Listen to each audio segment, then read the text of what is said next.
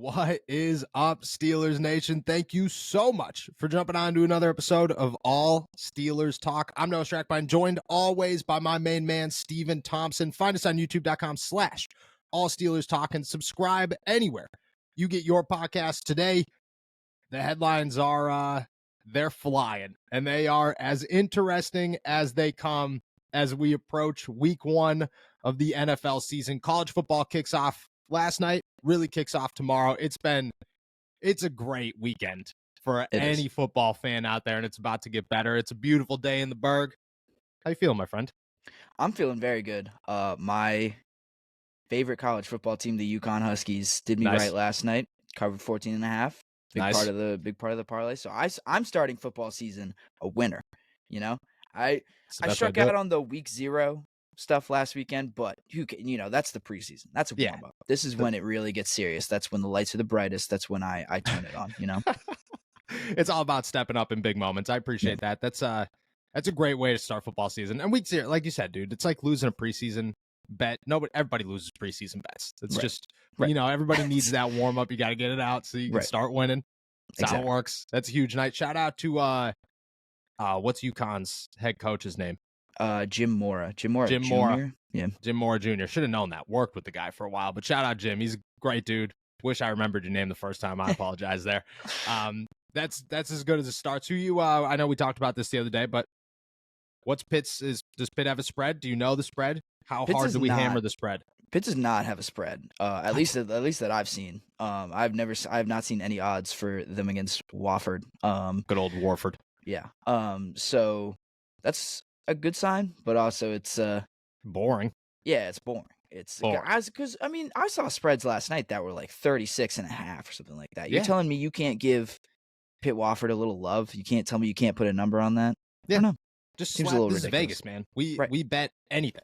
You slap a number on there. I'm trying to bet. I'll find something somewhere. I don't care what I gotta do. I'll make my own line. I know some bookies, man. I was at an Italian funeral a couple of days ago, or last week or something, and it was just everybody there was just like, I remember back in the day when would just drive and pick up the money. I'm like, do you still do that? Could I get involved in this? I'll find somebody. Don't you worry.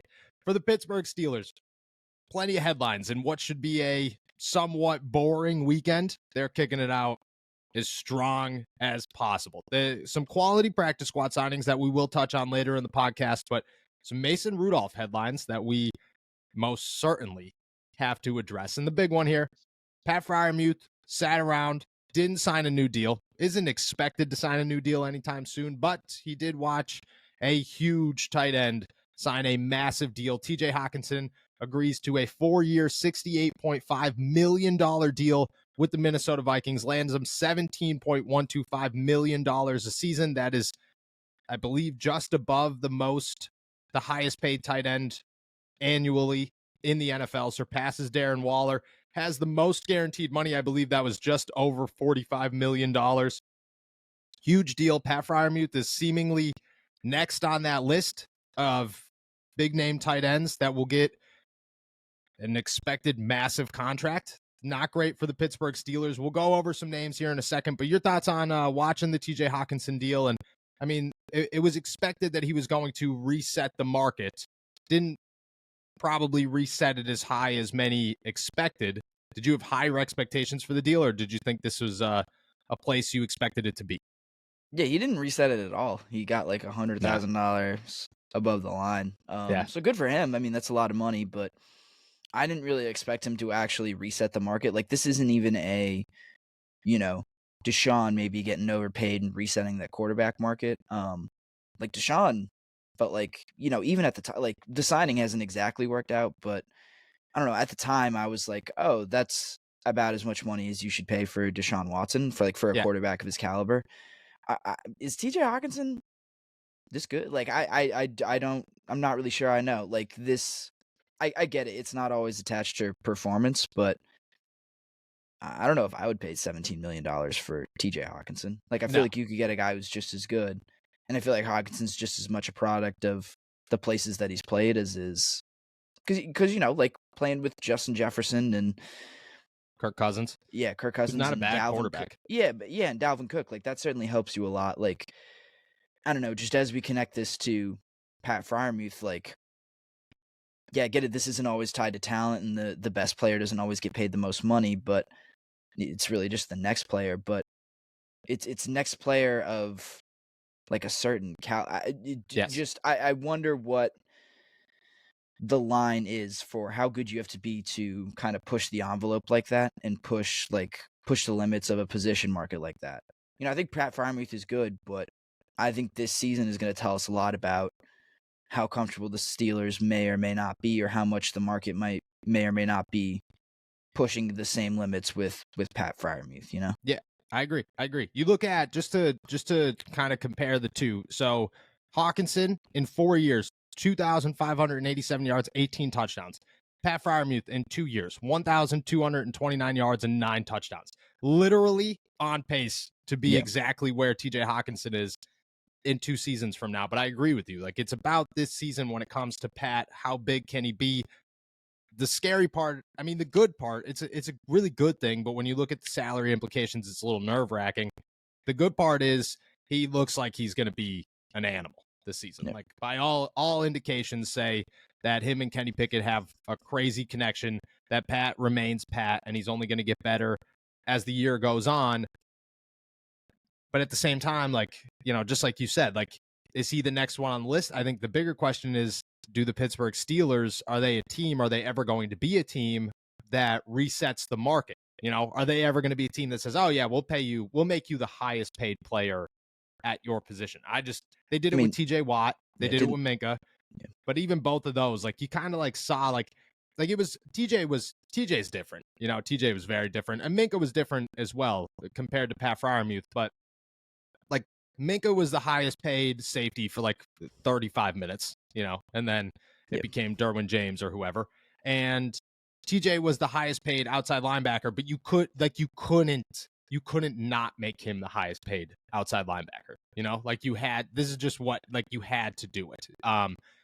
Pat, I don't know if you do the same thing for a tight end. Like, a tight end's not a make or break position in the NFL. I think it's like, it's tough to imagine them saying, oh yeah, we'll give you Darren Waller money. We'll give you make life difficult money. And on top of that, this is the name of guys whose contract runs out the same year as Pat Freiermuth's. Chuks Okorafor, James Daniels, Mason Cole, Deontay Johnson, DeMonte KZ, Keanu Neal, Jalen Warren, Dan Moore, and Isaiah Loudermilk. Then in the following 2 years, depending on whether or not they pick up Kenny Pickett's 5th-year option, it will be TJ Watt, Kenny, and George Pickens added to that list. So they literally have to re-sign the entire team in like the amount of time with Pat Freiermuth on that list, who will likely get a massive contract. I just think, tough times to say, hey, this is, tight end's just a tough position to say, hey, we're going to pay you a boatload of money and we'll be okay. Everything will be fine. Yeah. Especially when, Darnell Washington and Connor Hayward are not as good as Pat Freiermuth, but those guys waiting behind him, I think the urgency to sign that deal is much lower as well. And I mean, of those guys you listed off, like, there are a lot of them that I think the Steelers could certainly live without. Chuks is gone.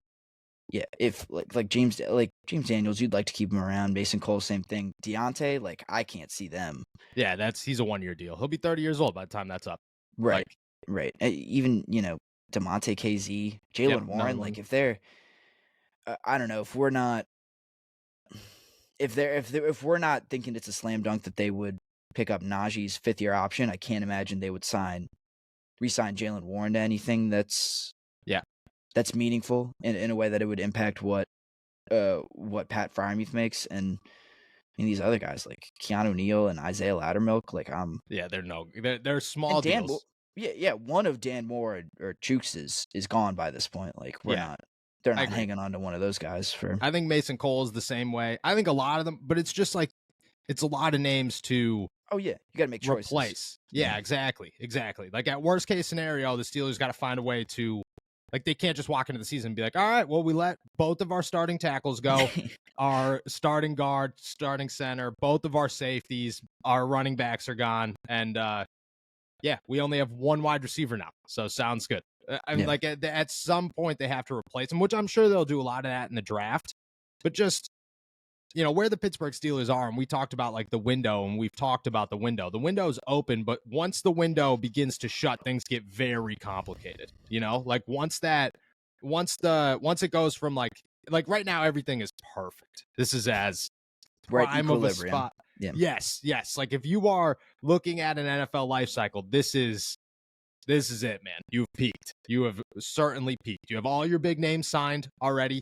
You have your quarterback on a rookie deal, real cheap rookie deal, and you have no like strenuous contracts coming up in the next year. But 2 years from now, you're sitting there going, okay, now things are getting tight again, and they're going to continue to get tighter as that goes on. I don't know. Let me ask this. Do you think that Pat's contract would ever become an issue for the Steelers to keep Pat around, knowing like how they value tight ends, and they've been looking for a tight end for quite some time? So do you mean like the negotiations would become an issue, or like the money's an issue? The money an issue. Yeah. Oh yeah, I could absolutely see the money being an issue. Actually I take that back, because I don't think they would let it get to a point where money's an issue, quite honestly. Yeah. Like they are. I think they'll be pretty hard and fast about, okay, we can give you 14, 15 million and you can take it or leave it, but we're not like, this is not a negotiation. We can go up to that point, but if not, best of luck. Like, go get your bag. Someone will give it to you. But yeah, I don't think they will. I don't think they'll be like, oh, you got us. Like we've got to give you that 17 and a half or 18 million or whatever. Yeah. And like, especially over, like, how long would that would it be 4 years? 4 like years, probably. Yeah. Like, to get locked into that for 4 years, especially when you would have a quarterback contract and probably a number one receiver contract coming up, and then eventually, like, assuming Broderick's on the same path, you got to pay him too. Like, it's just a lot to kind of keep on your plate. So I think they would say, fine, like, you go get your money. Yeah, we've got two young tight ends that we're pretty confident in. And everyone can get what they want. Like I'm sure they'd love to keep Pat around, but like I don't think they're going to lose any sleep about it if he goes to sign for 18 million somewhere else. Yeah, I agree. I also think that there's part of Pat that the Steelers are rolling. It's tough to if they're winning. It's tough to walk away. Yeah, from a team that it's like Travis Kelce. Travis Kelce's never been the highest paid tight end in the NFL. I'm almost positive, and a lot of that's just because, like, why would you leave? Like, what are you getting out of that? A couple extra $1 million? Like, cool, go sell a Super Bowl ring, man. Like, there's your couple go get an endorsement deal. Yeah. Especially in Pittsburgh, dude. Your name's Pat Freiermuth. You have a chant about you. You could go get any endorsement deal you want in the city of Pittsburgh, hands down. I agree. I don't know how big of an issue it's going to be. It's definitely something to monitor. And, I think it's better that the deal, I think it actually helped out the Pittsburgh Steelers that this deal was not ridiculous. If it was like $80 million, $19 million a year, you'd be sitting there going, okay, that's a tough place to be for the Pittsburgh Steelers. But the fact that they kept it somewhat similar to Darren Waller's, I think you could figure that out a lot easier. But at the same time, Pat Freiermuth could go off in the next 2 years, and we could be sitting here going, okay, this is a dangerous place to be for what the Pittsburgh Steelers' future looks like, which is almost like a win-lose, is as weird as that sounds, unless they pull off a couple of Super Bowl rings. All right, next thing I want to talk about, there's a rumor floating around, one that most certainly impacts the Pittsburgh Steelers, but also impacts our boy, Stephen Thompson, quite well. Was very excited to text you about this last night. For everybody who does not know, Stephen Thompson, if you haven't been around here long enough, grew up Patriots fan. Gross. We all know. Still, we all have our flaws. We keeps tabs on the good old Patriots as much as he possibly can. And currently, the New England Patriots decided they don't need quarterbacks. Who needs a quarterback in today's NFL? Not the New England Patriots. Well, they do need at least two, and they only have one. Who could be their second? Well, according to Fansided, which, it's as a rumor, it's as made up as you could get. This is not a real, these are rumors that are circulating. This is more of a what if, huge what if. They believe that a Patriots-Steelers trade could give Mac Jones the backup that he needs, saying that Mason Rudolph could be an option for the New England Patriots before the start of the regular season. A team that good value, a guy that is well liked in the locker room, definitely a professional, has been in the league for quite some time, and is currently a third stringer on the Pittsburgh Steelers roster. They negotiate, or they predict, I guess, a trade, just 1-for-1 swap Mason Rudolph in exchange for a 2024 fifth-round pick from the New England Patriots. Longtime Patriots fan himself, Stephen Thompson. What are your thoughts? No, thank you. I think you didn't say anything incorrect about Mason. He is liked in the locker room. Got some experience. Is he the backup that Mac Jones needs? I don't know about that. I truly do not understand what the Patriots are thinking and what they are doing. Because they were able to they cut 2 of their backup quarterbacks and then brought them back on the practice squad. So both of them came back to the practice squad. Like I don't get that at all. Maybe they misunderstood the rule of you could keep 3 active on game days, and they think that it's just practice squad guys that you can keep active on game days. Maybe that would be that would be something. But I also don't know what direction the Patriots are looking, like whether it's like, oh, we got to make the playoffs now, or because the way they build their defense, it seems like, oh, we got to win now. The way they build their offense, like we have all the time in the world, like we don't care. I still feel like even if you are not looking for the playoffs, though, you need to have 2 quarterbacks on your roster. Like, but why does Mason Rudolph have to be that quarterback? Oh, they did get Matt Corral. They got Matt Corral last night. Oh, they did get Matt Corral. Matt Corral. Yeah, I mean, wouldn't trade. I mean, like even a future 5th round pick, I probably wouldn't do that for Mason Rudolph. But if you need, because he could end up being the backup even with Matt Corral's there. Yeah, Matt Corral's never really turned out to be what Carolina expected him to be. I just think, okay, so what about the Steelers side of this? Makes a ton of sense for the Pittsburgh Steelers. Get him out of here. Go sign a quarter. It doesn't matter who you sign. Just go sign a quarterback for a 5th round pick. The craziest part about that is like that number is ridiculous, where you looked at that and you'd be like, a 5th round pick? Are you serious? Omar Khan would probably get that done. Like that would be, if the baseline's a 7th round pick for Mason Rudolph, that's where I believe that it is, Omar could possibly get a 5th round pick. But he has an knack for. I'm sorry. Good. No. What I was saying is, at the same time, Mason sat around for like 3 months. Nobody gave him a single phone call. So is anybody call him now? Like, does anybody want him now? I don't know. Right. Yeah. Like his value isn't going up. I mean, I guess it goes up with every quarterback that goes down with an injury. But like, I mean, Omar Khan does have a knack for pulling off trades that seem ridiculous in hindsight. You're like, yes, really, that's what it took to, like that's how much it took to get this player. So that end of it, not particularly surprising. And that would obviously be a huge win for the Steelers. Again, get something for someone who is going to contribute next to nothing, actually, tangible on the field. Yes, absolutely a win.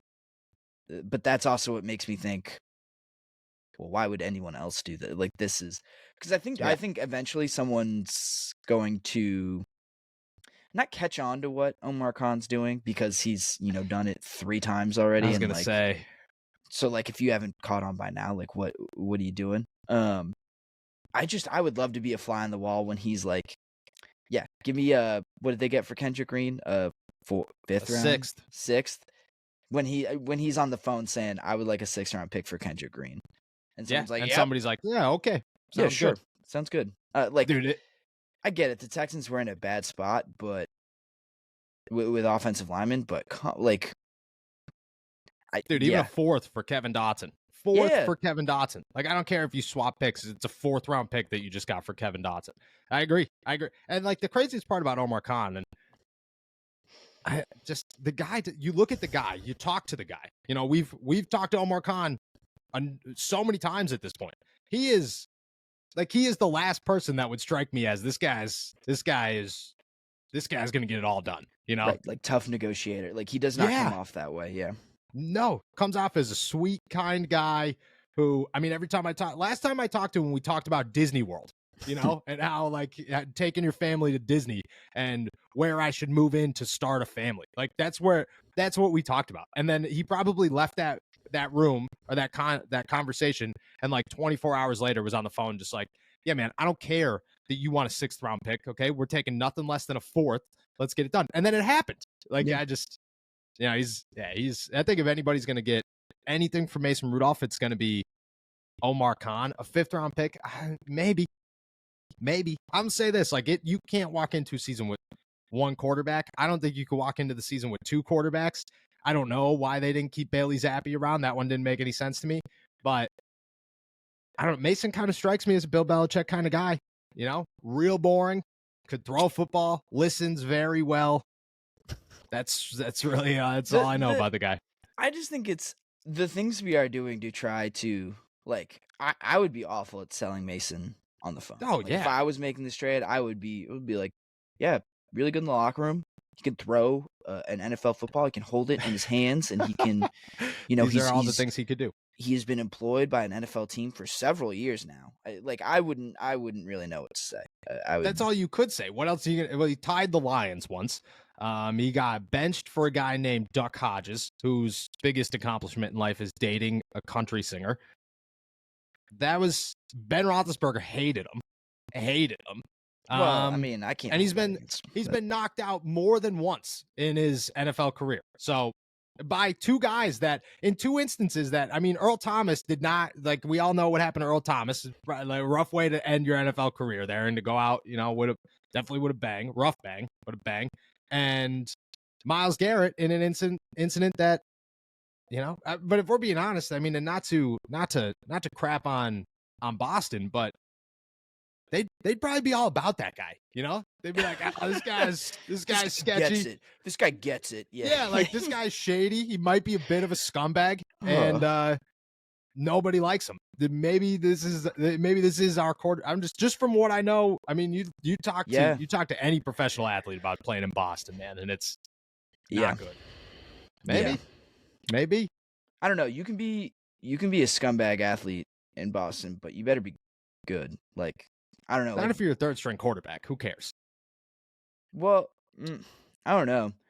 It depends on what kind of scumbag you're being. Like if you're just like yelling at people from the bench, then like who cares? Like people will love that. They'll eat that stuff up. But I don't know if you're like. If you get into a game and you're like talking trash to someone and then you like throw a pick or something, like it's over. Yeah, you're getting booed. Like I don't know, like if you're gonna be a scumbag, you gotta like back it up. You gotta, and also like how much how much as a quarterback can you like talk some trash and then like get into it with guys. It's not like you're an offensive lineman or defensive lineman where you can like. Because when a quarterback does something that's like gritty or scrappy, people just get annoyed by it. Like they don't like, they're not like, oh yeah, this guy's just competitive. He like loves to win. Like no, it's like I think everyone looks at you like a scumbag if you're like shut up, okay? Shut up. You're supposed to be quiet. You're already the most protected person on the field, and you're trying to start something. Yeah, people don't love that. I don't know, man. I think Mason in Boston. It might work out better than we know. Seems like a Bill Belichick kind of guy. For a 5th round pick, all day, every single day. If you weren't a New England Patriots fan, we'd be sitting here and you'd be all about that life. Because if you were a Pittsburgh Steelers fan, you'd be like, oh yeah, let's get it. If I was a fan of the team not getting fleeced, then I would love it. But as a fan of the team that would get fleeced, I hate it. I hate it very much. Yeah, I know. But I mean, shows you good sides, and look at that. You might get fleeced. You might if anybody's gonna fleece you, it's gonna be Omar Khan, the con artist. He knows what he's doing. 5th round pick for Mason Rudolph seems like a good win for the Pittsburgh Steelers. Seems like for them, it's great. It's awesome. But they'd love that. Yeah. Nobody'd be complaining. All right, last thing I want to talk about here. The Steelers added, I think they're at 13, maybe 14 guys at this point to their practice squad. 2 very notable names. I guess 3 very notable names. They bring back Braden Fehoko, which I think was an absolute steal to be able to add him to your practice squad. Gotta love that one. Then they bulked up their cornerback room even more by adding Anthony Brown, former Dallas Cowboy, who's got 69 games of starting experience in his career, including 12 last year for the Cowboys, 9 interceptions, 59 pass deflections. And they didn't stop there. They went out and got another starting corner, or starting defensive back, I should say, and former Jacksonville Jaguars 4th-round pick, Josiah Scott, who has 35 games of experience, 4 starts with the Eagles last season, and recorded 2 interceptions for them in the 2022 campaign. I mean, practice squad-wise, Pittsburgh Steelers, man. Yeah, clean it up. Killed it. How did Braden Fehoko not get signed by someone else? I have no idea. Tanner Muse got signed by somebody, and Braden Fehoko did not. Yeah. Doesn't make sense. Yeah. Braden Fehoko, like, probably should have made the 53 man. Like, he was that good. But yeah, that's a huge win. And then I do think it's interesting that they keep adding to the cornerbacks. You know, Yeah. I get just practice squad guys, but these are names. Like, these are guys who've played. Yeah. I mean, do you think they're really concerned about what they have right now at cornerback? I don't know if they're super concerned, but I think that they understand that anything could happen. You know, I don't think that I think of any position that they have right now, they look at cornerback as their things could go awry. You know, we could have some hiccups here at the cornerback position. And I just think that they'd like to be ahead of the curve. You know what I mean? So if it does happen, I don't think that they're going to walk in and like make a change or anything. And I don't think that this has any reflection on a certain player, but I do think that they look at the group as a whole and say, okay, maybe things could go bad and we need to have backup plans just in case, especially because if Desmond King, you know, there's been a lot of talk about where Desmond King's going to play. I don't know if he's going to play inside or outside mainly. I couldn't tell you. But if he's a guy that they say is only suitable on the inside, Anthony Brown's a guy that's suitable on the outside. So maybe that's, you know, where you make the change there, or maybe Chandon Sullivan bounces out. I just think that they want, I think that they had options throughout the summer. They didn't have options throughout the summer. And I think now they're just trying to have options, you know, just to say like, okay, look, we'll just keep testing everybody out in different places until something clicks and we'll make that work. But yeah, I don't think it's like Joey Porter Jr. isn't ready or Patrick Peterson makes us nervous. I think it's just like that's the one position they couldn't solve during the summer, so they got to figure it out now. Yeah, I do also get what you're saying. Like, I think there's a wide range of outcomes possible with this. Like, Pat Pete's a little older. Like, he could get hurt real easily. But I think also like even with Joey, like there's a wide range of he could be a star and be ready to go right away. Yep. Or he could need like a lot more time than we think. And he could, you know, just be a pure backup for right now. Mm-hmm.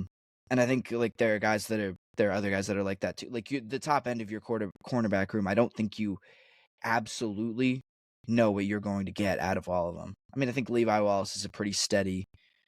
I think there's a lot of talent, but there's not a lot of like, oh, I'm certain that this guy is going to play this way and be this durable, and we're going to get him for a whole season doing these types of things. Like there is like I said, a wide range of outcomes possible throughout the season. Yeah. I think that they have, just like you said, one certain. That certain is Levi Wallace. Outside of that, they want to protect themselves, you know. And we could go a whole year without Anthony Brown or Josiah Scott getting called up, but we could go one game where one of them's on the active roster, you know. Yeah, it could be like that. What was it, the Bills game or the with Josh Jackson, who's not on an NFL roster. I realized that yesterday, 2 days ago. I was looking at guys that got cut. He didn't even spend the summer with anybody. Really? Yeah, the guy had an impressive little run with the Steelers last year as a former like 3rd-round pick or something out of Iowa, right? And I thought he was I thought he was even higher than that, because I remember that year he came out of Iowa and he was Kansas, at least in Kansas. Came out of Kansas. Oh, okay. There might have been Kings out of Iowa. There was a different Jackson from Iowa because they had 2 corners at one point that were just shut down. Like they were so good. Yeah. But anyway, yeah. Okay, that makes a little bit more sense. But no, that's really weird. Like, do people just not need corners right now? He is from Iowa. You're right. But this is what I was like. There was obviously going to be guys with starting experience, starting caliber players who were getting cut off of NFL rosters. So like, why are we keeping James Pierre? Like that's my Yep. that was my. That's another question is like maybe, or another thought there is like maybe it's not about Joey Porter or Patrick Peterson or anybody. Maybe it's if James stinks in game one and he just isn't it on special teams, well, we got two other options that we could just bounce up real quick. I'm sure both of them will be protected. I think you can't protect anybody till like Tuesday or something, but I would imagine both of them are protected. And maybe that is the case because that's a good argument right there. Like Anthony Brown is definitely better than James Pierre. You know, Josiah Scott's probably better than James Pierre. I don't know how good they are on special teams, but just defensively, like if you're building a roster, you're not keeping James Pierre over either of those guys. You know, why would you do that? Yeah, absolutely. Like why? And I don't know. Maybe this is a longer term plan than we're kind of looking right now. But that was like the whole thing. Like, why would you? I don't know. That made no sense to me to keep James Pierre at the time. It makes even less sense now. Yeah, I agree. But win for the Steelers to get both those guys on the practice squad. We'll see what happens after week one. I don't expect to change until then, but James goes in there for one snap and screws up, man. Yeah. Anthony Brown's about to get a call up. Yeah, and we're going to go from there. It's pressure on him for like not to like make something out of not a lot of snaps, which is very tough. minimal snaps and special teams. Like he's got a quiet special teams day. He's 3 days away from being on the practice squad. Yeah, that's what he is. All right, with that, we're heading out of here. Thank you guys so much for jumping on to another episode of All Steelers Talk. Make sure to subscribe to us on YouTube, youtube.com/All Steelers Talk, and find us anywhere you get your podcasts. Check out all of our work at allsteelers.com, and as the Pitt Panthers kick off against Wofford. There you go. Yeah, you got it. It. Took all of 2 weeks, but Wofford. On Saturday, check out all that action at InsideThePanthers.com. Enjoy a beautiful Labor Day weekend in the Berg. Peace.